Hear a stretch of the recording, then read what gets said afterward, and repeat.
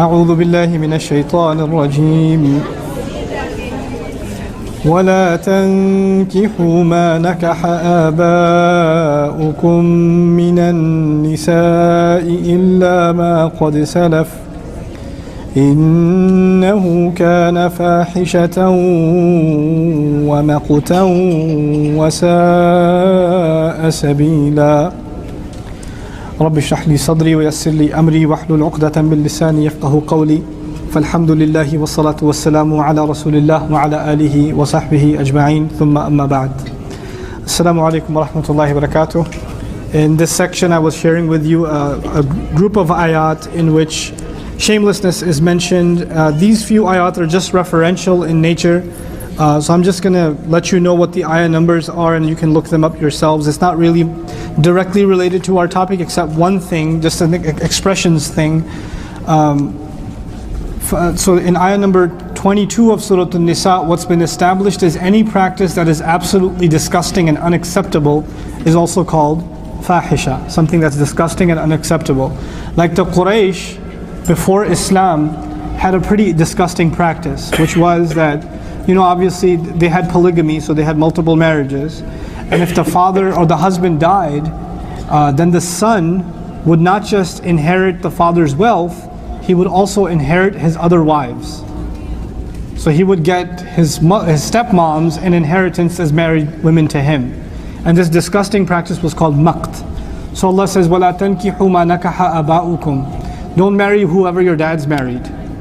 You can't do that anymore. So that practice was put to a close. What those ayat teach us, even though you might argue, well, that's not happening anymore, so how is Quran eternal guidance for us when this practice is gone? Of, you know, marrying who your parents married. Well, this may occur. Number one, this social weird circumstance might occur.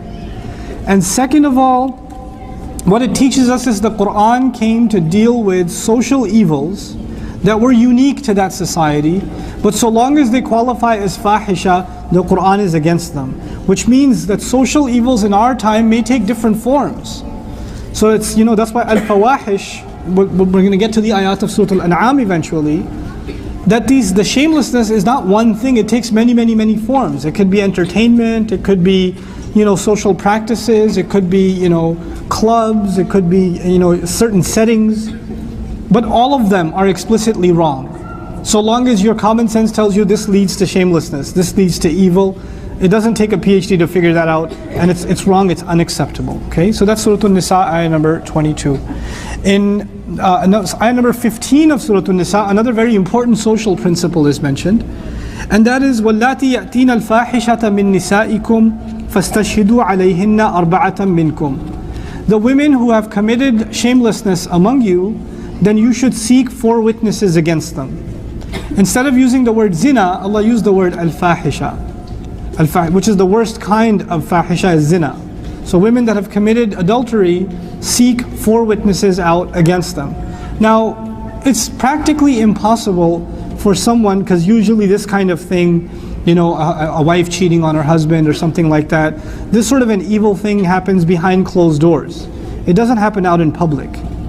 Right? So the idea of seeking 4 witnesses that were witness to that happening is almost impossible. It's practically impossible to have 4 witnesses. And the reason Allah mentions, one of the wisdoms of this law is that you're actually, in 99.9% of the cases, not going to be able to execute any punishment against these people. You're not going to be able to do that because they're not going to have 4 witnesses. It's just not going to be, it's not practically possible. The other thing is, maybe you have 100% evidence that this is going on. You have 100% evidence. But you don't still have, it's just one person, you don't have 4 witnesses. Then, if that is the case, you're still not able to make a case against them. You're not. And what's the wisdom in that? The wisdom in that is Allah does not want these sorts of cases to become public conversation. He doesn't want these kinds of things to come out all the time. You know what these kinds of things are? These are the cover of Inquirer magazine and those dirty magazines that are on the grocery store aisle, right? Who cheated on who and who did this with who and who did this with what, right? And these are the kinds of things that are Jerry Springer material. We're in the Jerry Springer society, right? So these things are out in the open. and everybody accuses everybody else, and they'll have like, genetic tests to see whose baby it is on the talk show and all that garbage, right? This is the low level to which the society has reached, unfortunately. Technologically, we in the United States are one of the most advanced societies in the world, even though that's changing quickly too. But we're pretty advanced technologically, economically, as far as infrastructure. When it comes to social values, you just watch 5 minutes of a show like Jerry Springer and you realize we're barely human. What is that? Those are human beings? What happened to the idea of dignity and decency? Where did it go? This is being celebrated, and entire scores of audiences are sitting there clapping.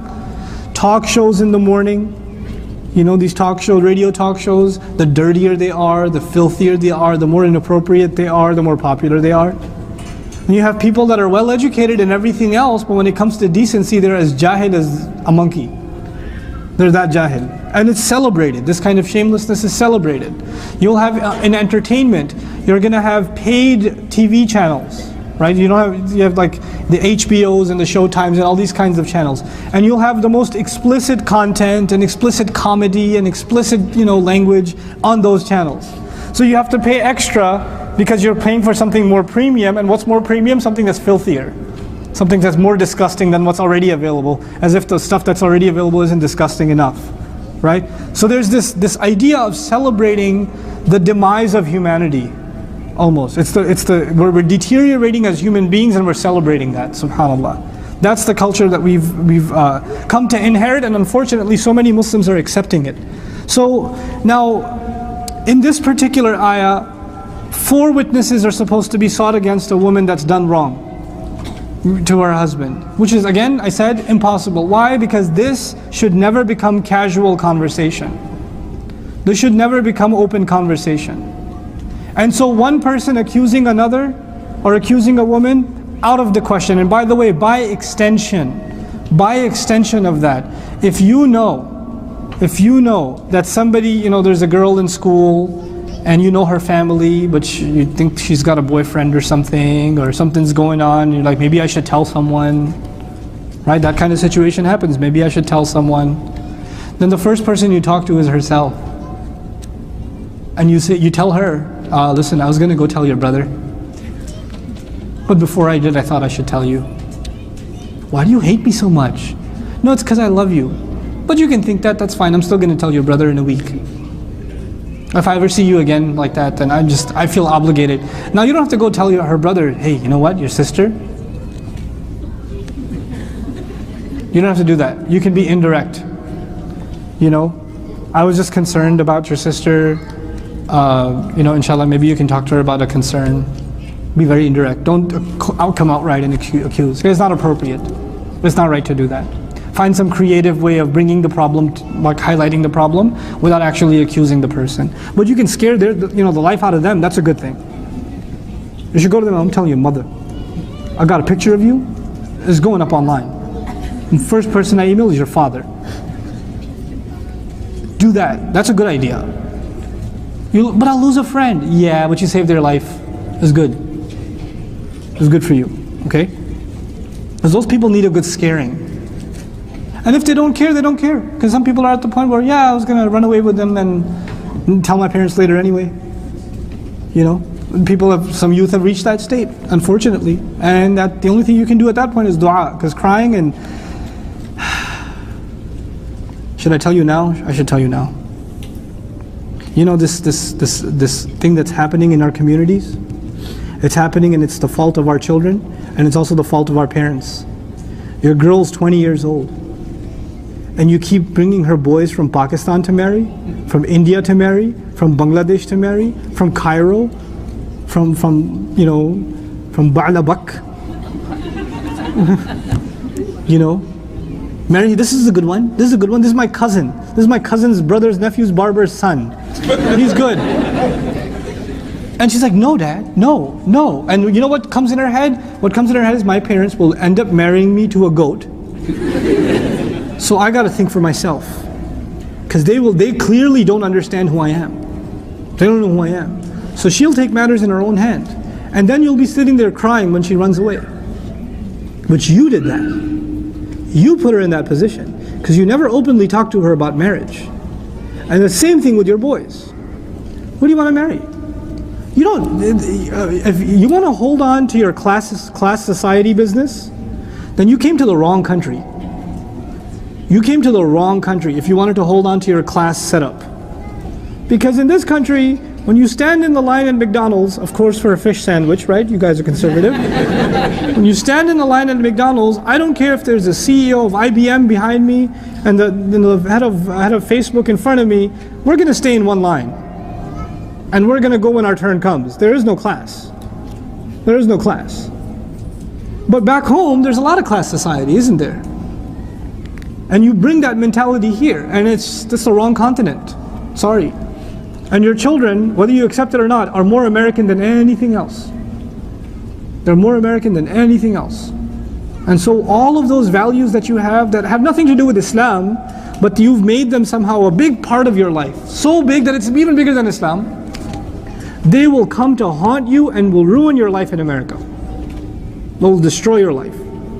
Because you are not understanding where you're living and what kind of life your children are leading. You're just not understanding it. So don't put our kids in that position. That's why I said start talking to them about marriage when? Young age. So they know they can talk to you about it. A boy should not feel like if I bring up marriage to my mother, she will kill me. Or if he brings it up to his mother and says, Mom, don't tell Dad. Anything but Dad. There's something wrong with that. There's something not right about that. We have to open up this process. We have to make it easy within our family. And the more you hold on to back home tradition of you're going to marry one of your cousins who has one of those Pakistan International Airlines mustaches. They're really nice, but right? Ain't gonna happen. It's not gonna happen. So, and so we are as guilty in this crime as they are. And by the way, they're not innocent. When they're an adult, they have to decide, take matters, they're responsible to Allah. They are responsible to Allah. And the other thing we're doing, we're pushing our children into illegitimate relationships. Everywhere they go, every boy has a relationship with a girl. Every girl has a relationship with a boy. They see relationships all the time and they say, man, I wish I had a relationship. And guess what? Is that natural or no? It's natural. I wish I had a relationship. I wish I had somebody I could love. I wish I had somebody I could talk to. All these guys, they do haram. I don't want to do haram, so let me just talk to my parents about marriage. And then every boy that comes for the girl, you say no, no, no, no, no. What do you want her to do? What do you want her to do? And then she goes to university, she's around men all day, some of them good. And even she might even have the thought of suggesting them to you, but she can't, because you've closed every door. And then she calls the sheikh and says, you have to obey our parents, but he's ruining my life, what should I do? Right? Why do you put your children in that position?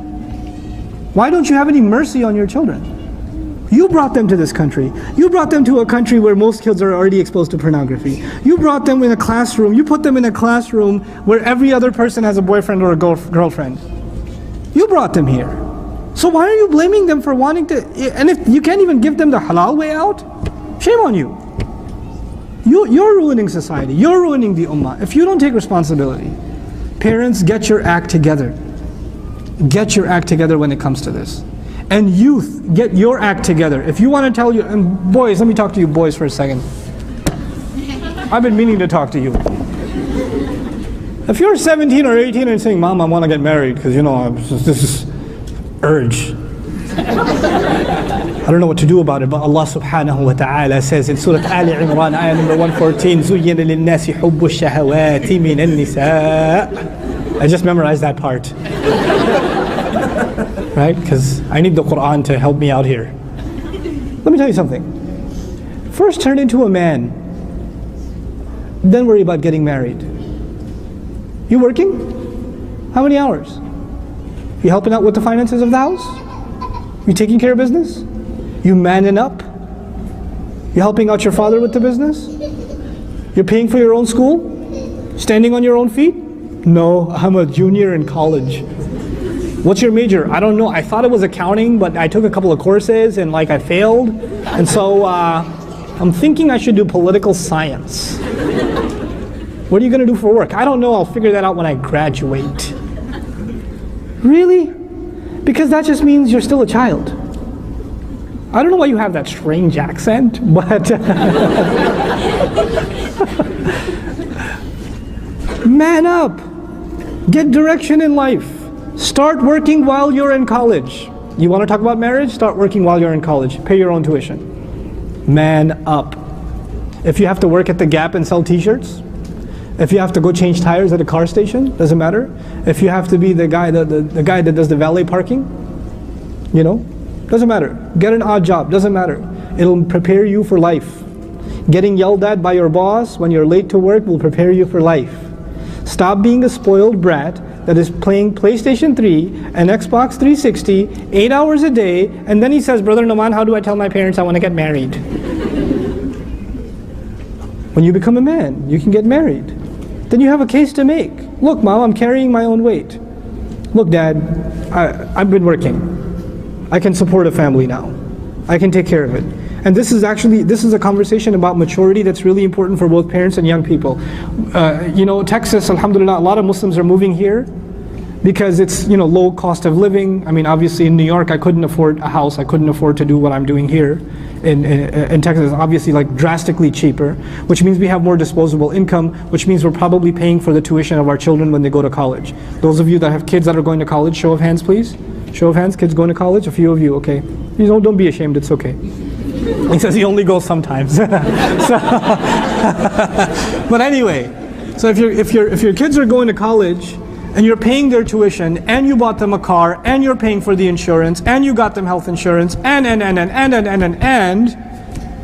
then you know what? They're adults with beards and you know they've hit puberty already, but actually when it comes to dealing with life, they're still children. Because they haven't taken any responsibility, and that's why they can cut classes and fail and take another semester because daddy's always there to pay tuition. And if dad gets mad, mom will make him pay anyway. It's okay, I got it. I got this. I got my plan, you know? So if that's the case with you, then the parents are responsible for not letting their children become adults. I mean, I'm talking about outside of med school. Med school, you can't do anything. Sorry, your life is over. But that's everybody else. The only thing you can do is be presidents of masjids afterwards. But it happens. I don't know how it happens, but it happens. Nationally, it is a national sunnah of American Muslims. Become a doctor, then run a masjid. Sorry, doc. But anyhow, if you don't start working ahead of time, then you know we're living in tough economic times, right? Nobody's going to hire somebody with a degree in their hands and no work experience. Nobody's going to hire you. And then you'll be sitting on, you know, on a chair, you know, another few years before you, I should get married. Or I can get married, my parents can support me because the parents should support us. What happened to chivalry? You know, Aina al-muru'a. What happened to just being manly? Be that. And then you can get married. Absolutely, you should get married. If you're mature enough, you should get married early. And I'm speaking, I don't consider myself an ideal case by any stretch of the imagination. I was a spoiled brat myself when I was a teenager, but my family had to move from New York, and I was living by myself in New York. I've been working 40 hours a week since I was 17, full-time. High school, college. I took an extra year in college because I was working full-time. 40 hours is the minimum I ever worked, right? But you know what? I'm really grateful for that. I'm really grateful I had to pay my own college tuition. I'm really grateful I only had $21 left almost exactly every single month in savings. Like it was by the T. I knew which days I have to eat one slice of pizza and which day I have to eat one fish fillet sandwich from McDonald's. It was like budgeted out by the day to survive. You know, how much I can spend on the subway, how much I can spend on food, how much I can spend on this or that, or the tuition, how much I need to save. And sometimes I didn't save enough and I couldn't take 12 credits, I have to take 9 credits. You know? But you know what? It really, really helped me in life. That difficulty really helped me in life. I'm really grateful that I was in that situation. I'm very grateful for that. I see that young people nowadays are not in that situation. Everything is taken care of. Everything is taken care of. And they never face the reality of having to stand on their own feet. The thought doesn't even cross their mind. So when their dad says, go clean out the backyard, they go, don't we have lawnmowers for that or something? Can I just spend my allowance and go get some guys from Home Depot to do it? You don't have any work ethic. Then you can't talk about marriage. Then you should not be talking about marriage. Because marriage is about running a household on your own. It's not just about, man, I'm going to marry this beautiful girl, and it's going to be halal too. There's a lot more to marriage, okay? So that was my rant to young guys, sorry. Okay, so now fahsha is mentioned on 3 occasions in Surah Al-A'raf, ayah number 80, in Surah An-Naml, ayah number 54, and Surah Al-Ankabut 28. I'll repeat myself. Al-A'raf 80, An-Naml 54, and Al-Ankabut 28. 3 times it is mentioned to refer to homosexuality. 3 times in Quran. The nation of Lut. Okay? It is lewd, unacceptable behavior in Islam. Does that mean that somebody has those kinds of feelings that they're evil? Not necessarily. Not in Islam necessarily. But if they act out on those feelings, it is fahish. That those feelings might exist. And those feelings are becoming more and more common. In rare cases, they may be considered natural. There are some, even some Muslim scholars talked about that historically. But actually more and more it is becoming common because of, and this is my own theory, you don't have to agree with it, because of the rampant, profuse injection of pornography into society. People are watching this stuff and they're getting bored and they're getting unstimulated and they move on to the next thing and the next thing and the next thing. And that's why we're getting all kinds of heinous crimes in our country, even against children and all kinds of things. This is a result of profuse introduction of of pornography into society that it doesn't do anything for you anymore. And you just move on to the next high and the next high and the next high. And this is a disgusting state to be in. It's unacceptable. And people who have those kinds of feelings, in Islam, we don't judge people, we judge actions. We say that the action is unacceptable to us. That the act of homosexuality, or anything even close to it, is unacceptable to us in Islam. And we don't approve of it. But we don't consider the people who have those feelings evil or hellbound. That's not the position that we have. And here's the incorrect position. Well, we're Muslims, we have nothing to say about this issue. Because if you're not a Muslim, then your bigger problem is shirk. You're going to hell anyway. So what are we worried about, you're gay or straight? Who cares? That's actually not the case. Lut alayhi salam was worried about the evil of his society, and they did not believe. He was still worried about the evil of that society. You understand? Because fahsha, it actually affects all of society, not just the Muslims or non-Muslims. It has an impact on all of society. So all of us are victims of it if it becomes something acceptable. Now I know what I'm saying is politically incorrect, and it's unacceptable in many circles. But you know what? We cannot hide behind political correctness when it comes to our deen. There are going to be people that are offended. Some of you are so taken in by this kind of mentality. You go to high school, you see friends that are gay or lesbian or things like that, and you wonder to yourself, what's wrong with that? I mean, it's just, they are who they are. Why can't just we accept them for what they are? Who said anything about not accepting or not accepting? We said what you do is wrong. Just like dating is wrong, just like having a boyfriend is wrong, just like that, that behavior is wrong. Now if you have those feelings, Allah knows where those feelings came from. Maybe they came from shaitan, maybe you have a natural problem. We don't know. We don't know. So we can't judge. Because you're not judged in Islam by your feelings. You're judged on your actions. The actions remain unacceptable to us. They are just as unacceptable as zina. It's just unacceptable. That's it. It's simple as that. So, 3 places where it's mentioned in this way. Then, fahisha is also used for fahisha mubayyina actually. Fahisha mubayyina is a phrase in the Quran, Surah An-Nisa, ayah number 19, uses that phrase to describe if a woman has done something obviously wrong, meaning you didn't even need 4 witnesses, she went out in public and did something, and everybody knows about it, then it's called fahisha mubayyina.